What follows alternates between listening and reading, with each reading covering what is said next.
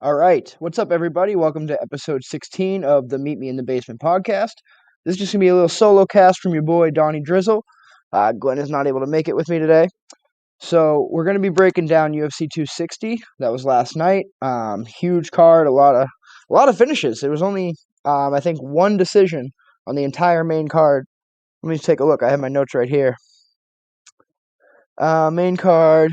Yeah, so the only decision would be the women's flyweight, Jillian Robertson versus Miranda Maverick, which was a great fight.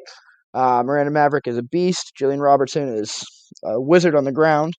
So that fight, I believe Maverick won the first round, and then the second round it was a lot of heavy grappling from Jillian Robertson.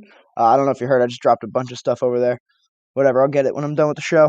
So, yeah, third round comes, and I believe Miranda Maverick brought it to Jillian Robertson with the grappling, actually, which is kind of a surprise. It was like the striker taking down the jiu-jitsu expert. So, good fight. If you didn't see that one, definitely check it out. Let's go through the whole card real quick. So, early prelims, I wanted to talk about, Barry Alt versus Azatar. I think that's how you pronounce it. That was the third round TKO. That was the weird stoppage fight, yeah.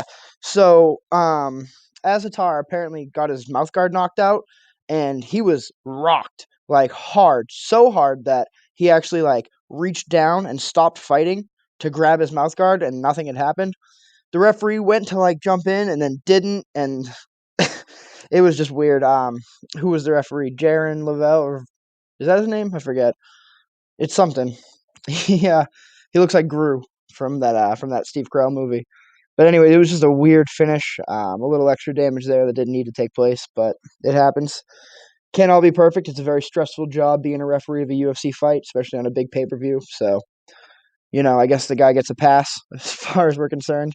If this is continued behavior, I'd say take a look at him as a ref. But anyways, we'll move on. We had a featherweight fight, Young versus Morales. That was a tough fight. Another decision. This was on the prelims, obviously, to open up the prelim card. That was a really good fight. Anyone that I really wanted to talk about? Oh, yeah, obviously, Abubakar Nurmagomedov, Habib's cousin. This guy, we all know that he's a grappling genius, but he went out there and he put on a boxing clinic for the first 2.5 rounds. Even some kickboxing. There was a lot of kicks, too. He really, really held his own on the feet and led the dance the whole time. That was a domination, honestly. Then we move on to what is it? Light heavyweight, Menefield versus Charant. Charant's a mask guy, so we don't really want to see him lose, but it is what it is. It was a St. Preux choke. We're not calling it the Von Flue. We're not calling it the OSP choke. I don't understand why no one's made the correlation. St. Preux, Von Flue. Sounds pretty much the same. Why are they trying to call it the OSP choke? Anyways, he lands one. That was early in the fight, if I remember, too. I think it was only like a minute 20 or something like that, something insane. So prelims are off to a great start. It was huge. Great prelim card. We move on to the main card. We got Malarkey versus Worthy. What was that one? KO early. Yep. That was the one. So he came in. He was like throwing the cross, but he didn't really throw it. He kind of just feinted and came up with that lead hook and just cracked him right on the jaw, put him out. Excellent performance by Malarkey, who I believe was even the underdog. So, lightweight knockout. Then we already talked about the Maverick fight versus Robertson. That was a good fight. If you didn't see it, go back and watch it for sure. A lot of grappling, a lot of really good scrambles. I'm a huge fan of that stuff. So it was fun to see. Very exciting. It wasn't a boring fight. I know we weren't really looking for decisions on pay-per-view cards. I know Dana's always like, get the finish, take it out of the hands of the judges. So I had a little something on my screen there. But, it is what it is. It was an excellent fight, a lot of fun. So then we move on to my boy, Sugar Sean O'Malley. He went out there and he knocked out Thomas Almeida 2 times. 2 times. So this fight was the fight of botched finishes. Sean, I think in the first round, lands a perfect left kick right on Thomas Almeida's chin with the shin. Shin to chin action, a little Ryman action there going. It was flush, but Sean just kind of was like, whatever, and walked away. Actually, I think he landed a right hand after that and then walked away, but the ref didn't stop it. And Thomas Almeida's looking up like, fuck, are we done here? What's up? And Thomas stands back up and they keep going. Then the fight continues. If you know, Sean has had some issues with his legs. His legs have been injured multiple times. I think John Anik even said 40% of Sean O'Malley's UFC fights, victory or defeat, doesn't matter, even though it's only one defeat. 40% of them, he has walked away with an injury. So, I mean, it's not good. And in the second round, I think you kind of started to see that happen. I noticed he was very ginger on his legs. He was kind of, you notice when someone's legs start to hurt, especially from the low calf kicks, when you're in a powerful stance, your knees are bent and they're both kind of facing out a little bit, and you're very solid in your stance. When the legs start to hurt, you start to stand up more and more, and the legs become straight. You also notice the steps he takes start to become a little bit shorter, so he's not moving as far with each step. It's a good way to tell if someone's legs are injured. But I mean, he pulled through, and he still won the second round. So don't take me as saying that I think he lost the second round. I was just, if I was texting Glenn the whole time, I was very worried for his legs. I was like, oh, he's winning, but those legs are hurting him. But I mean, he had phenomenal movement. He was just all over the octagon. Thomas Almeida couldn't hit him.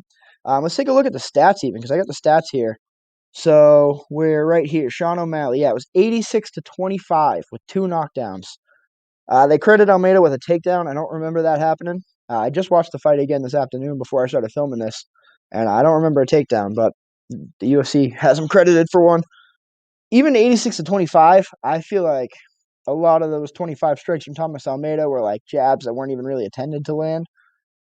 It didn't look like Almeida had much to offer. I mean, he was tough as hell. He wasn't going to quit. He was in it the whole time. It was, you know, he's a fighter. He's not a quitter. But Sean O'Malley was just on point. He has those perfect front kicks up the middle. I mean, he's so damn tricky. One time, he was standing southpaw. Sean, he throws a front kick from the left leg, and then with that front kick, turns it into a turning side kick from an orthodox stance and blasts him right in the liver for like the third time in the fight. Sean O'Malley has some of the trickiest striking, and he's real hard to take down. He's just a monster and a nightmare matchup for just about everybody in the division. Like we have some favorites in the division too, and some local guys in the division. So I don't know, man. Sean O'Malley, he's a puzzle, dude. He's hard to figure out. I mean, some of the things that he throws, like there was even a point he threw from orthodox now. So last time he went from southpaw, transitioned into an orthodox. This time, in orthodox, he throws a leg kick, but before he even lands, Almeida was kind of moving off to out and off to the side. Before Sean even lands the leg kick or lands his foot on the ground, he's in a southpaw position technically because of the way his hips turn when he throws the kick. And like I said, before that right foot even touched the ground, he went pop, pop, 1-2 from the southpaw. Just in that transition, I don't even. His ability to track you with his eyes and make a decision in a split second like that is just par none, one of the best in any division. Yeah. If those legs can stay healthy, this kid is a fucking problem. Honestly. I know a lot of people like to give him shit because the whole mentally undefeated and there was the failed test from a while ago, but he served his time. I don't think, you know what, I'll even go into it a little bit. So what he failed for was ostarine. Ostarine is a SARM. That is a selective androgen receptor module. The reason that they are illegal on the USADA testing list is because what a SARM does is it'll tell your endocrine system to shut down all production of, women have it, men don't, what is it? Estrogen. It shuts down your production of estrogen, which naturally ups your production of testosterone. The other thing that ostarine specifically does, what it was medically created to do, is to treat patients with osteoporosis. And if you know what that is a condition where your bone density it decreases massively, and it can be detrimental to your health and your bone structure and a lot of things. So I believe that it is very possible that Sean intentionally took ostarine, but not in order to get a performance boost, but I think it was to recover his legs. I think he has some kind of serious ongoing issue with his legs, and I think that's what the ostarine was to try to heal that and try to prevent it in the future. Obviously, he's not going to do that again, and maybe that's actually why we saw some issues against Cheeto Vera, because if you were on it for so long and that's helping you get through, I'm not saying he was on it forever. Maybe there was just an injury and he tried it. the next fight no, he had a fight after that. He had a couple fights. There was the Wineland victory, and another knockout before that. Um, he's had some fights since then, but I think that the legs are just an issue for him, and I think that's why he tried the Austrian. Um, it is what it is. He had an excellent performance. Like I said, he served his time. He's back in there, still mentally undefeated, as he says. He also he had a weed plant or a weed leaf braided into his hair, into his tie dye hair. Which this kid is just hilarious. He's the man. He's got an awesome personality. So I hope big things for Sean O'Malley.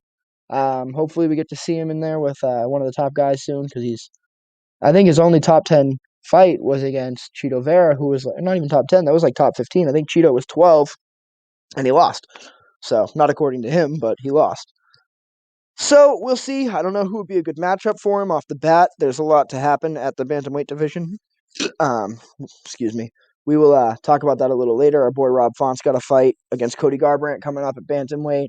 Then we got Corey Sandhagen versus TJ Dillashaw in his return. So there's a lot of moving parts in the bantamweight division, and we're going to have to see where some of those chips land before we make any real decisions. But I think Sean O'Malley he put his name in other people's mouths last night. He's gonna make you talk about him. So you always do. He's a star, man. He's a star.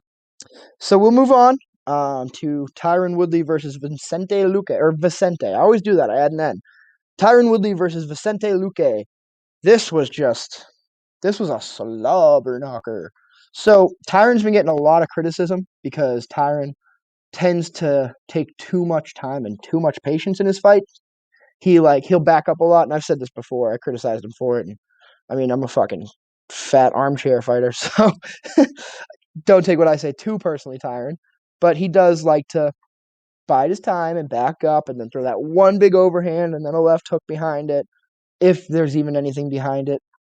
Not last night. Last night, the second that the referee told them to start, Tyron was already wailing that overhand right, drove right into him, got him against the cage. He was landing some knees. But we did see Vicente Luque kind of start to win the grappling. He started to dig the underhook and turn Tyron so that Vicente had him in the cage instead of Tyron having Vicente up against the cage. And a lot went down. A lot went down. So they start grappling. You can see Tyron starts to get a little hesitant, but he was just like, "Fuck that! No, I'm gonna go. This could be my last fight. I'm gonna go." So he puts his foot on the gas pedal and tries to blow Vicente Luque out of the water, but Tyron was going for a big right uppercut. And as he did that, Vicente Luque threw a big right overhand and just cracked Tyron. Vicente followed up, brought him to the ground, ended up getting Tyron in a Darce choke, which that's actually one of Tyron's signature submissions. So it kind of sucks. Um, Tyron Woodley has now not won a round in the past 16 rounds, including 2 rounds where he was finished. He tapped out to Colby Covington. That was more of a position thing. It looked like he kind of turned and hurt his rib cage. And then now he was finished twice in this fight, really. He was TKO'd and then Darced after. So Dana White was asked about it, and Dana White's response was, well, he's 39 years old. He's now lost 4 in a row. It didn't sound too optimistic from Dana White talking about Tyron Woodley's future. So I don't know. I don't know. Does he retire and go to like Bellator or One? Does he retire altogether? I don't know why I said retire and go to One. Either they cut him and he goes to One, or he retires. I think he should retire. At one point we were talking about him as if he was the GOAT and he should fight GSP for the GOAT status at welterweight. And now he's just hindering his legacy, really, at this point. He's got the money. The rap thing's not really taking off like he thought it would, but there's other avenues for him. He's a good-looking dude. He can be on TV. He can be on the analyst desk. He can do all kinds of stuff to have a paycheck coming in. And a lot more stable of a paycheck, to be honest with you. Especially when you're losing fights, you're getting half your paycheck. You're getting hospital bills. Well, the UFC insurance covers that, but still, you have issues down the road from all the brain damage you're taking. I just don't see it being worth the risk for Tyron at 39 to 40 years old. He's got to be 39 at this point. I think he's either 38 or 39, but the title is further and further away from him. There's so many people ahead of him. What do you do? I don't know. I like Tyron. I don't like to sit here and say these bad things about him. And it's not like Vicente Luque is any slouch. The dude's the man. Like the man, absolute beast. He was on what was it? What season of Tough was he on? He was on the Kamaru Usman season when it was Top Team versus like Black Aliens or something. I don't remember exactly. I think it was Top Team versus Black Aliens, but Vicente Luque's he's been around. He's worked his way up. He just took out the former champ, so we'll see big things for him in the future. And that's our co-main event. Now, I'm kind of eating my words here a little bit. So the first time Stipe Miocic and Francis Ngannou fought was UFC 220 in Boston, and I was there. That was the first event, actually the only event that I've been to live for the UFC. And I watched Stipe Miocic, the daddest man on the planet, take out the scariest man on the planet in person. So I was very, very biased about this fight. And to be honest, Francis talks about all these improvements, but up until last night, we had never seen it. We've seen him blow people out of the water with just the stuff he's always been using, but that's exactly what cost him the fight against Stipe the first time. So a lot of us didn't believe that Francis could change anything, or at least enough to make a difference in the fight. And I mean, Stipe was so on point at UFC 220 in their first fight. His head movement and his just awareness. Now, I don't know if the smaller octagon is what played into that, but Stipe just last night his defense wasn't there. Like immediately, I think the first big overhand right Francis threw cracked Stipe right in the back of the ear, and that's a guy you're not going to survive off. Like Stipe's tough as hell. He took a lot of those shots before he actually went out, but there's no way you can do that for 25 minutes. And if Francis even if Francis can do that for 12 minutes, there's no way you can make it 12 minutes with Francis doing that. You need a fight like the first fight where you wear him down in the first so that his arms are so heavy that he can't throw like that with the same amount of power. You saw Stipe shoot in for a takedown. I don't remember if it was the first or the second round, but I mean, they credited Ngannou with the takedown because Stipe shot and Ngannou stuffed it and then chased the back and ended up having Stipe's back, and it was a rough night out for Mr. Miocic. And I'm a huge fan of Stipe. I love the guy. I always yell, everyone needs to give him the respect. I mean, the most title defenses. He's had the belt twice now. He's beat some of the greatest of all time. But Francis is the new king. We got the three African-born champions now with Israel, Kamaru, and Ngannou. Huge things. I mean, as sad as I was for Stipe, I had a tear in my eye for Francis because I mean, if you know his story, traveling um, all the way from Africa into Spain and then France and all the stuff that he went through, and he was arrested a bunch of times doing so. I mean, the guy has just crawled from the trenches with nothing but his just absolute grit. He showed so much skill, which is the only thing I've ever wanted from Francis. I would immediately be on the Francis train if he just showed us technical skill. And last night he did that. He grappled. He had better striking, not just power. He had better striking, which is huge. He's never done that before. He's never come out with better technical striking. What are you going to say? Hats off to the champ. Absolutely hats off. Like, he's the man. There's a possibility for a Stipe rematch. I don't know if we need to see it. Stipe is like Tyron, 38 years old. You've done it at that point. Hang it up. I don't want to see that happen again. Hey, Dad, 1 second. I'm just wrapping up a podcast. That's my dad. Actually, some cool news. We're getting a cat today. Well, he's actually coming back with the cat. So we're getting this little kitten, Snowball. She's like 6 pounds, I guess. She's like 8 years old, but she's like a run to the litter. So that's gonna be cool. I can't wait. My dad's been alone up here, so I'm glad that he's getting a pet to keep him company. Anyways, back to Stipe. I don't want to see Stipe do that again. I don't want to. Even if he goes in and wins, is getting that win and getting the belt back really worth the risk?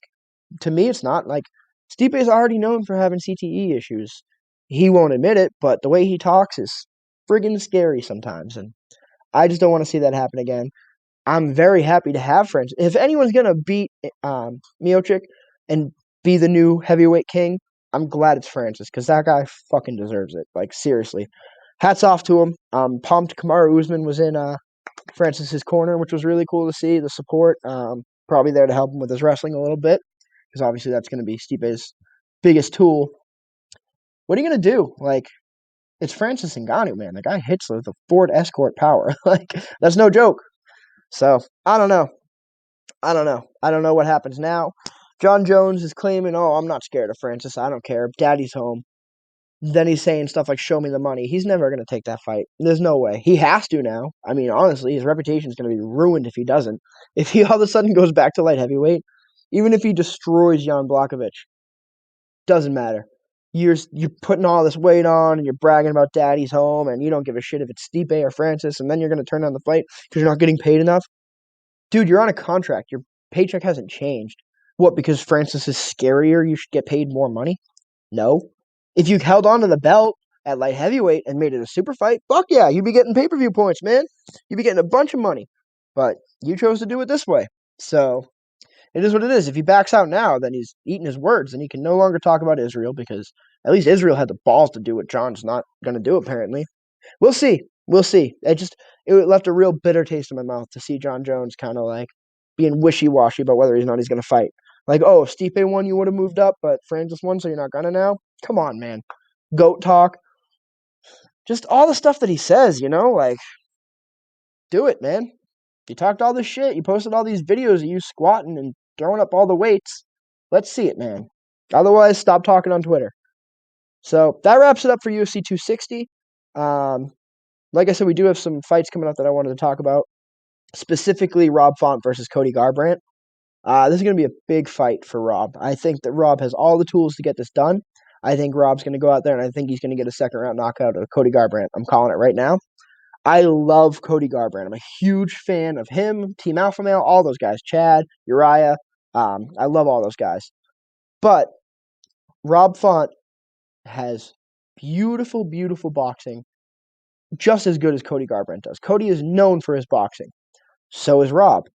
But the thing is, Rob has much better boxing defense. Rob has a much better high guard. He blocks up real well. I can't really do it with the tight jacket I'm on. But he has a really nice high tight guard. He checks kicks. Cody, when he lands, man, even if Cody rocks you, he starts doing this stuff. And we can't be seeing that. I know he's looked a lot better in his last couple fights. But we can't be seeing that against Rob Font or you're going to get knocked the fuck out, man. So we'll see what happens with that, but I'm picking Rob Font, second round knockout or TKO. I don't know which, but it's going to be one of them. Second round finish. So calling it now. That's episode 16. It's going to wrap it up. Make sure you like and subscribe. We'll have some stuff in store from you. We got some announcements to release soon. So yeah, make sure you like and subscribe. Make sure you leave a review on Spotify and all those podcast apps. Wherever you get your podcasts, we're there. So thank you guys for tuning in. We love you, and we'll see you next time. Thanks.